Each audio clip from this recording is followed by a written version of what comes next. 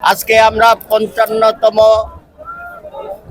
বছরে প্রবেশ করলাম।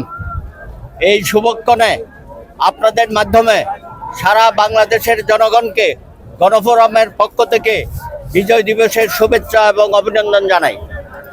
একই সাথে আমরা বলতে চাই, ৭১-এর মহান মুক্তিযুদ্ধে ৩০ লক্ষ শহীদ এবং ২ লক্ষ মা বোনের সম্ভ্রম আজকে আমরা শ্রদ্ধার সাথে স্মরণ করি। বিজয়ের এই দিনে আমাদের মনে পড়ে মুক্তিযুদ্ধে যারা শহীদ হয়েছেন, যারা বুদ্ধিজীবীরা রাজাকার আলবদর আল-শামস কর্তৃক নিহত হয়েছেন এবং পাকিস্তানের হানাদার বাহিনী গণহত্যার মধ্য দিয়ে ৯ মাস যেভাবে হত্যাযজ্ঞ চালিয়েছে, এখনো পর্যন্ত সেটা আমরা ভুলতে পারি নাই এবং শত বছর ধরে আমরা সেটা মনে রাখতে হবে।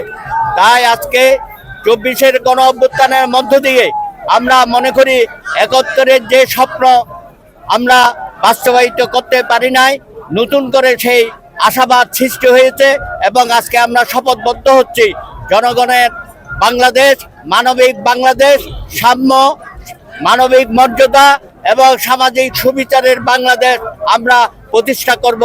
গণফোরামের পক্ষ থেকে এই অঙ্গীকার আমরা ব্যক্ত করছি। অনেক অনেক ধন্যবাদ।